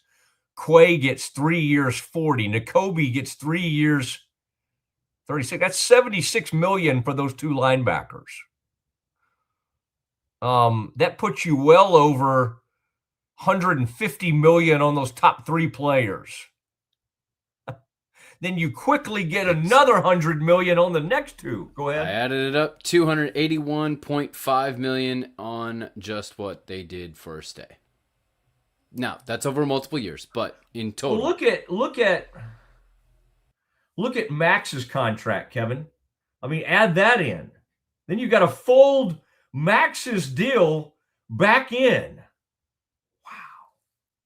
Wow. I mean, the Ravens just spanked them. And you can, I mean, again, I love Eric DaCosta, and he is an above board great dude. Max's deal is 35.5 per year. Yep. And for 2 more years is what he's contracted for. So there you go. Even if you just say the next 2 years and you put that one at a little over about $71 million, then Kevin's number ends up at about, $350, $360 million. Okay, man. You say, well, how do they get under the cap? Well, that's a whole nother story. These are full-on contracts, and each year, multiple years. Correct. Each year, you have to get under the cap, and the cap is now over $300 million per year. So you just have to get under that cap. But they went out and they did. I mean, like, they thought they had, in addition to getting Fernando, they were going to turn around and have the 12th pick. Like, if they secretly weren't in love with Fernando, they literally could have taken, you name it, whoever the greatest player is besides Fernando, Caleb Downs, whoever you want to say it is. And they probably at 12, let's say they fell in love for whatever reason, the Alabama quarterback, Ty Simpson, they probably could have gotten their quarterback later. I mean, it's the Raiders went from having just infinite possibilities to like now, if we decide we love a lot of these players they brought in, I'll tell you, Kevin, the more I look at it, I love more than even what the Raiders did. They just spent a whole bunch of money. I kind of like what the Commanders did. The Commanders just kind of took the Cowboys out behind the woodshed. And I've had people, what about that guy? What about this guy? Hold on a second.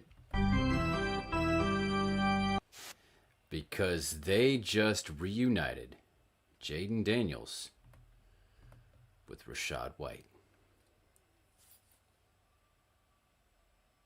Rachaad White. They signed him. So he'll be in the backfield sharing it with Jaden Daniels. Okay, here we go. Let's look at those numbers though.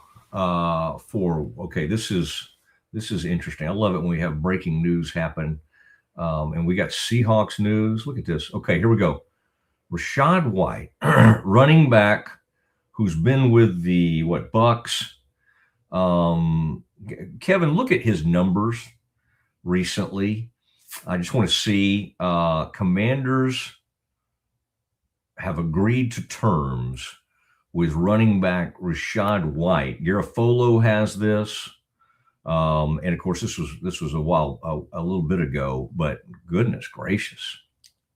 By the way, at his introductory press conference, Mike Evans said, with the 49ers, said, I feel like they were one piece away, and I am that piece. I love it, man. That is good. That is good stuff right there. I am that piece. Whoa. All right. Let me see here. Just going to look at Pro Football Reference. 2025 season, 572 yards and 4 touchdowns for he was hurt. Rachaad White. He was kind of banged up. You got to look at 24. Okay. Keep in mind that they still had Bucky Irving on his rookie contract, and he came on strong toward the end of the season in 24. Okay, his best year, I kind of like Bucky Ball, that guy. Best year was 2023, and he ran for almost 1,000 yards, 6 touchdowns. And now, Kev, who does that leave? Who do they have else in the backfield? They have the hyphenated guy, something like Murphy or something. They have a pretty good. His name's escaping me. They have a hyphenated running back. That was a pretty good player this past year for the Commanders. I'm thinking about somebody else. Okay, there you go. I wanted the full. Krosky Merritt. Pretty good player. Put up pretty nice numbers for them last season. But Kev, and I'm glad you brought that up. But it goes back to Quay, Nakobe.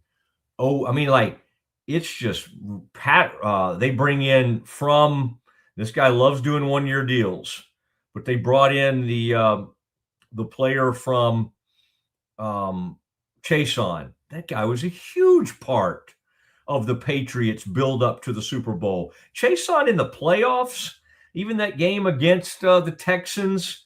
Come on, man. He was awesome. And I know he wasn't like early in his career. Chason didn't really live up to whatever he was the thought coming out of, I think he's out of LSU, but he was great for the Patriots. So I'm just saying the Commanders, just as Kevin was just pointing out, they keep loading up. The Colts safety, Nick Cross, we talked about yesterday. They brought him in too. Mm-hmm. Such a good player, good against the run, playmaker, actually became better as a pass rusher recently. I think ended up with about 3.5 sacks this year, but they started using him more in the pass rush. I liken to him as a Colts fan. I liken to him because no one can play like this anymore. But he was sort of Bob Sanders-esque in the modern age, if that makes sense. Huge compliment. And Bob Sanders was a major part of that Super Bowl team from the 2006 season for the Indianapolis Colts. And of course, Edge was on that team, and Peyton and the whole gang. But the defense, which was not, I would say, golly, I think back on that team, was Leonard on that defense, and then he of course had the kid from Tech, from Waxahachie, playing defensive end, and then you had the short little pass rusher who was so awesome. He may be in the Hall of Fame now. Dwight Freeney. Great. Robert Mathis from Texas Tech. Those were great players. At this point, Edge had moved on that season. He had already gone to Arizona at that point. Yeah, Dominic Richardson or somebody? Dominic Rhodes and Joseph Adai. Yeah. Dominic Rhodes, Joseph Adai, also from LSU. Mm-hmm. Interesting to think back on some of those great players. Rocky Boyman was the special teams demon on that team, I believe, and played some linebacker for them. 2006. And one more. Breaking news at the end of the show. Who do we have here? Jonathan Allen going to the Bengals from the Vikings. $28 million for 2 years. Defensive tackle. Vikings cut him, released him. Is he 31? What is Jonathan? I mean, and he's a pretty productive player. And has been for the Vikings, and that would have been a guy who would have played for Zimmer, I believe, with the Vikings. But this guy's a very productive player. So I do not hate a 2-year, $28 million for Jonathan Allen. I seem to remember him early in his career with the Commanders, or the team formerly known as the Redskins. That is correct. Okay. Mm-hmm. All right. Yep. That's that Jonathan Allen. All right. Yep. I have a lot up here, but it's just, I know. Sometimes it's kind of like, I got to unpack it, but a lot of these names come back to me. One more. Auburn is up 20-16 on Tennessee.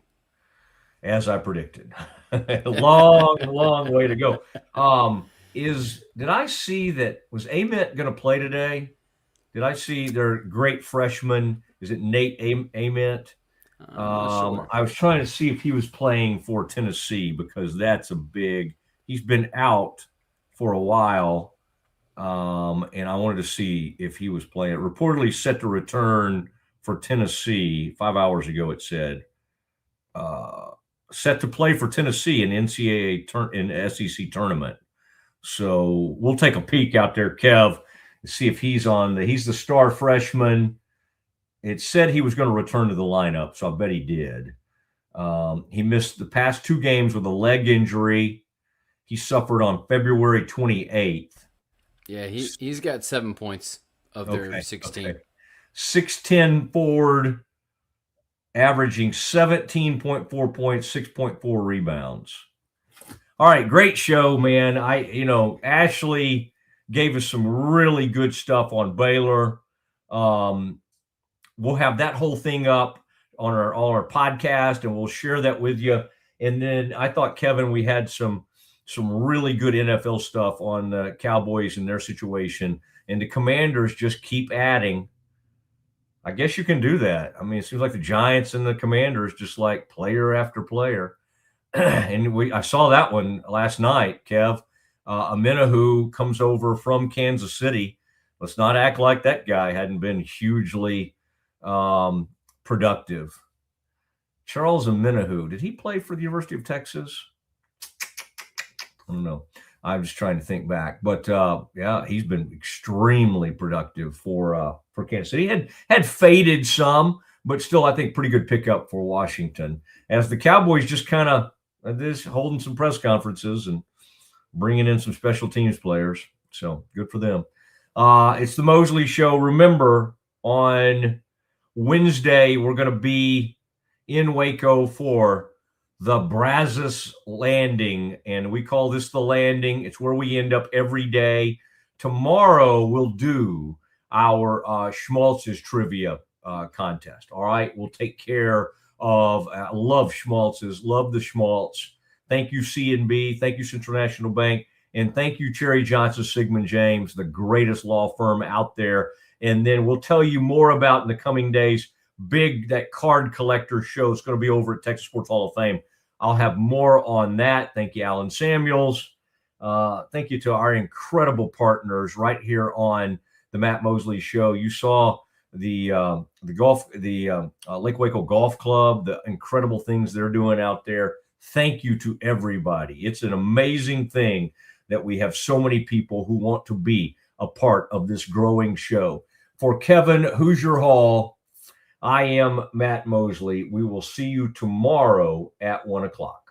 As part of Central National Bank's partnership with Baylor Women's Basketball, we ask Coach Collin to take a shot at improving the efficiency of our drive-thru.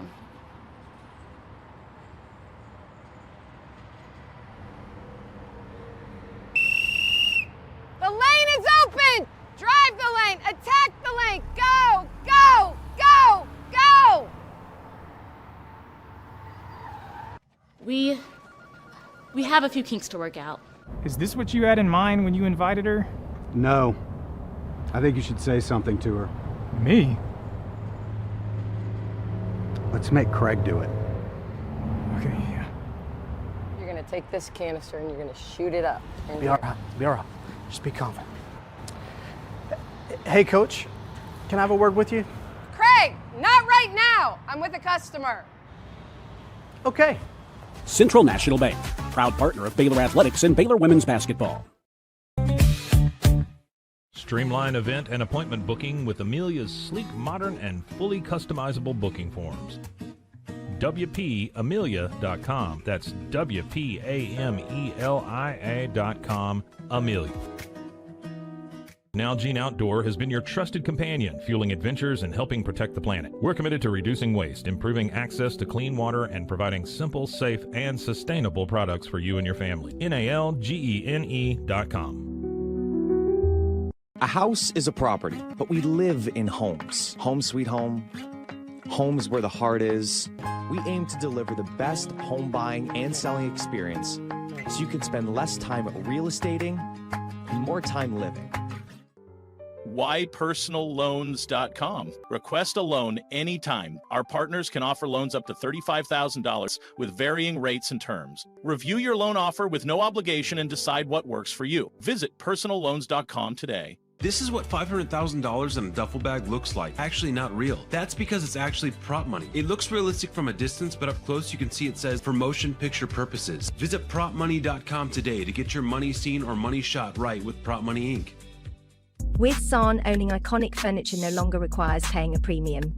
With over 15,000 satisfied customers worldwide, we've proven that high-quality furniture doesn't have to come with a high price tag. Explore our collection today at san.com. The U-Like Air 3, launched in 2023, ushers in a new era of sapphire ice cooling technology, offering nearly painless hair reduction in just 3 weeks. That's ULIKE.com. U-Like. VivoSun's mission is to empower growers with stylish and effective products, making indoor growing accessible and enjoyable for everyone. Visit vivosun.com today and get started making growing plants and vegetables easy and automatic.